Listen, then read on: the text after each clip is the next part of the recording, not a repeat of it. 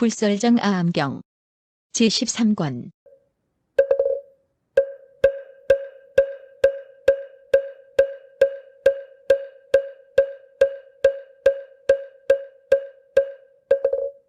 너의 생각에는 어떠하냐? 이러한 명행을 옳다고 하겠느냐, 그르다고 하겠느냐? 부처님께서 다시 만업에게 말씀하셨다. 어떤 사람은 위없는 명행의 구족을 얻지 못해 4가지 방편을 행한다. 어떤 것을 4가지라 하는가? 만업아, 어떤 사람은 위없는 구족을 얻지 못해 도끼를 들고 광주리를 쥐고 산에 들어가 약을 구하고 나무 뿌리를 먹는다. 만업아, 이것을 위없는 명행 구족을 얻지 못해 쓰는 첫 번째 방편이라고 한다. 어떠냐? 만업아, 이것이 첫 번째 방편인데 너와 너의 스승은 이 법을 실천하느냐? 그는 대답했다. 실천하지 않습니다. 부처님께서 말씀하셨다. 너는 참으로 비천하고 한미하여 참과 거짓도 모르면서 석자를 비방하고 업신여겼다.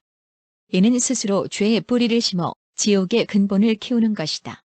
만업아, 또 어떤 사람은 위없는 명행 구족을 얻지 못해 손에 물병을 들고 지팡이를 가지고 산림 속으로 들어가 저절로 떨어진 과일을 주워 먹는다. 만업아, 이것을 위없는 명행 구족을 얻지 못해 쓰는 두 번째 방편이라고 한다. 어떠냐? 만업아, 너와 너의 스승은 이 법을 실천하느냐? 그는 대답했다. 실천하지 않습니다. 부처님께서 만업에게 말씀하셨다. 너는 참으로 비천하고 한미하여 참과 거짓도 모르면서 석자를 비방하고 업신여겼다. 이는 스스로 죄의 뿌리를 심어 지옥의 근본을 키우는 것이다. 만업아, 또 어떤 사람은 위없는 명행 구족을 얻지 못해 이전에 캔 약껏 떨어진 과일을 버리고 다시 마을로 돌아와 사람들에게 의지해 살면서 초마감자를 세우고 풀과 나무의 잎을 먹는다. 만업아, 이것을 위없는 명행 구족을 얻지 못해서 쓰는 세 번째 방편이라고 한다. 어떠냐? 만업아, 너와 너의 스승은 이 법을 실천하느냐? 그는 대답했다. 실천하지 않습니다. 부처님께서 만업에게 말씀하셨다. 너는 참으로 비천하고 한미하여 참과 거짓도 모르면서 석자를 비방하고 업신여겼다. 이는 스스로 죄의 뿌리를 심어 지옥의 근본을 키우는 것이다. 이것을 세 번째 방편이라 한다.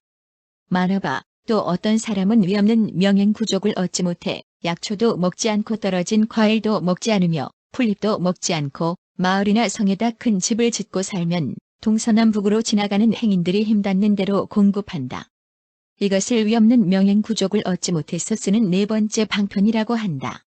어떠냐? 만업아, 너와 너의 스승은 이 법을 실행하느냐? 그는 대답했다. 실행하지 않습니다.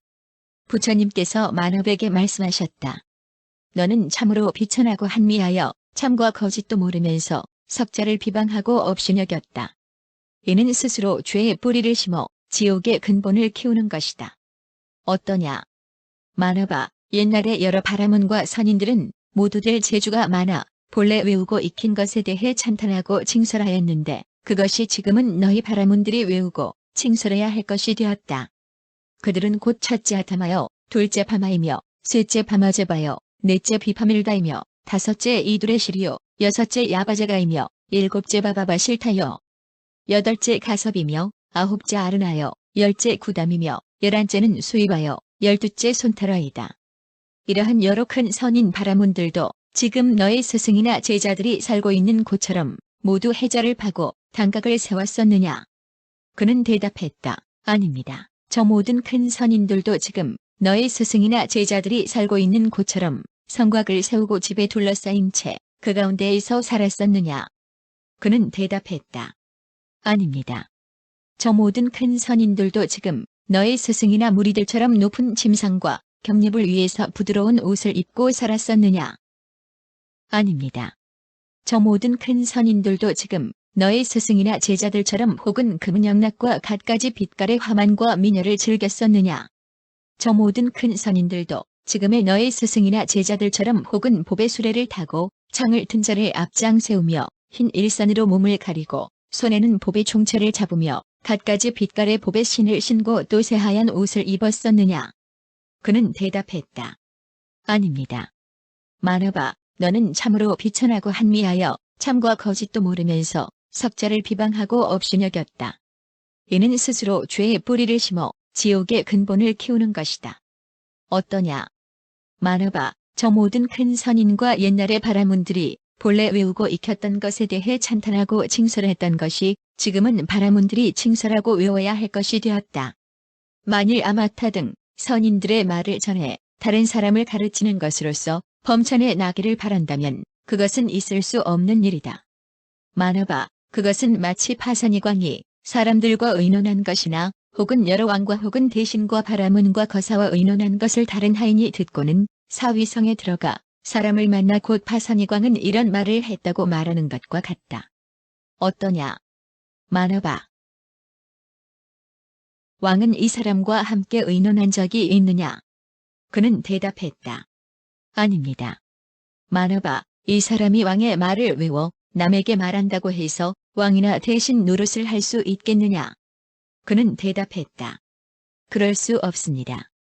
만화봐, 너희들이 오늘날 옛날의 큰 선인 바라문들이 한 말을 전하여 남에게 가르치는 것으로서 범천에 태어나려고 하나 그것은 있을 수 없는 일이다. 어떠냐? 만화봐, 너희들은 남의 공양을 받고 능히 법에 따라 실천하느냐? 그는 대답했다. 그렇습니다. 구담이시여, 남의 공양을 받으면 마땅히 법에 따라 실천합니다. 만화봐, 너의 스승 비가라사라 바라문은 왕이 봉해준 마을을 받고도 파산이광과 함께 이야기할 때 왕에게 기묘한 말은 해주지 않고 무익한 말만 했으며 바른 일로서 서로 충고하고 깨우쳐주지 않았다. 너는 이제 스스로 너와 너의 스승의 잘못을 살펴보아라. 그러나 그 일은 우선 두고 일단 내가 여기 온 이유를 생각해보라. 만합은 곧 눈을 들어 열애의 몸을 살피면서 모든 상호를 찾아보았다. 다른 상호는 다 볼 수 있었으나 오직 2가지 상만은 볼 수가 없었다. 그래서 곧 마음에 의심을 품었다. 그때에 세존께서 잠자코 생각하셨다.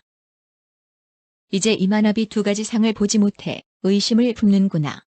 곧 넓고 긴 혀의 상을 내어 귀를 핥고 얼굴을 덮었다. 그래도 저 만합은 다시 1가지 상을 의심했다. 세존께서는 다시 생각하셨다. 이제 이 만합이 아직 1가지 상을 보지 못해 의심하는구나.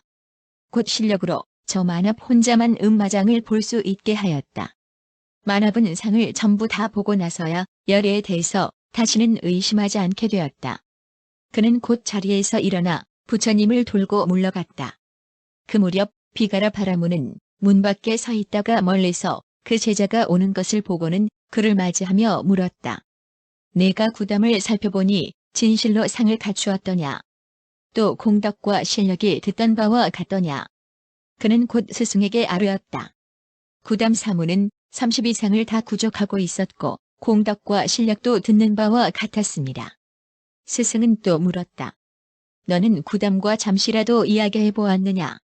그는 대답했다. 실로 구담과 여러 이야기를 나누었습니다. 스승은 또 물었다. 너는 구담과 무슨 일을 이야기하였느냐? 그때 만합은 부처님과 이야기한 것을 낱낱이 그 스승에게 아뢰었다. 스승이 말했다. 나의 총명한 제자가 이렇게 하였으니 우리가 지옥에 들어갈 날도 멀지 않았구나. 왜냐하면 너는 모든 탐욕이 좋다고 말하여 구담을 헐뜯어서 그를 불쾌하게 하였고 그가 나를 멀리하게 하였기 때문이다. 너는 총명한 제자라면서 이 지경으로 만들었으니 머지않아 나를 지옥에 들어가게 한 것이다.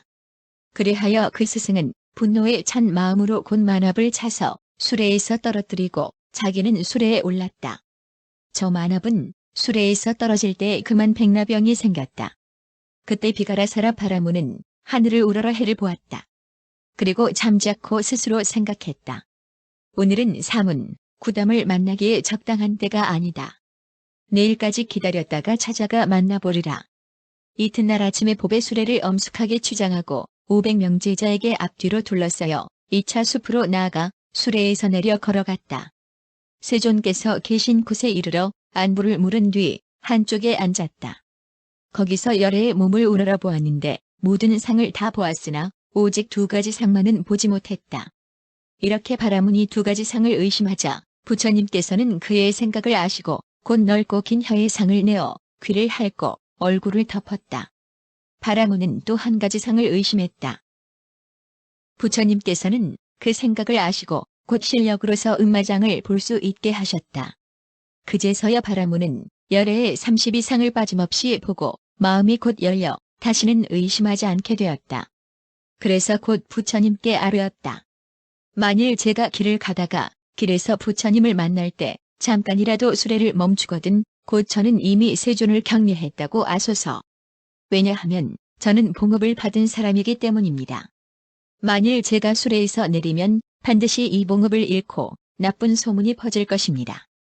그는 또 부처님께 아뢰었다. 만일 제가 수레에서 내리면서 칼을 풀고 일산을 물리고 또 깃대와 물병과 신발을 치우거든 곧 저는 이미 열애를 예경했다고 아소서. 왜냐하면 저는 봉업을 받아 5가지 위의가 있는 사람이기 때문입니다.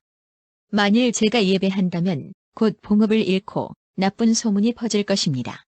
그는 또 부처님께 아뢰었다. 만일 제가 여러 사람 속에 있다가 부처님을 보고 일어나서는 만일 오른쪽 어깨를 드러내고 스스로 성명을 대거든 곧 저는 이미 열애를 예경했다고 아소서. 왜냐하면 저는 봉업을 받은 사람이기 때문입니다. 만일 예배한다면 곧 봉업을 잃고 나쁜 소문이 퍼질 것입니다. 그는 또 부처님께 아뢰었다. 저는 부처님께 귀하고 법에 귀하고 스님들께 귀합니다. 제가 정법 가운데에서 우바세가 되는 것을 허락해 주소서. 저는 지금부터 살생하지 않고 도둑질하지 않으며 음탕하지 않고 속이지 않으며 술을 마시지 않겠습니다. 원컨대 세존과 모든 대중께서는 제 초청을 들어주소서. 그때 세존께서는 잠자코 그 청을 받아주셨다. 그때 바라문은 부처님께서 잠자코 계시는 것을 보고 허락하신 줄을 알았다.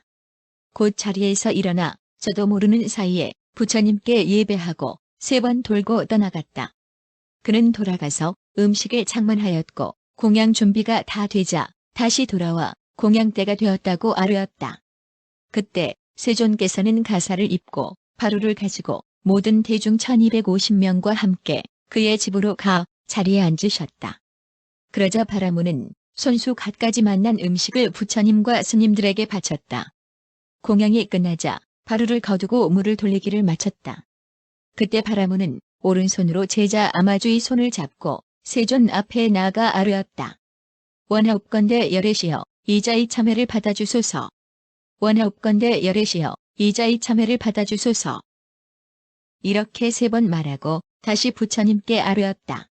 마치 잘 길들여진 코끼리나 말이 잠깐 미끄러져 넘어졌다가도 다시 바른 길로 돌아오는 것처럼 이 사람도 비록 실수가 있었으나 부디 그 참회를 받아주소서. 부처님께서 바라문에게 말씀하셨다. 마땅히 너의 수명을 연장시키고 현세에서 안온하게 하며 네 제자의 백나병도 낫게 해주리라. 부처님의 말씀이 끝나자마자 그 제자의 백나병은 곧 나았다. 그때 바라문은 작은 자리를 가져다 부처님 앞에 앉았다.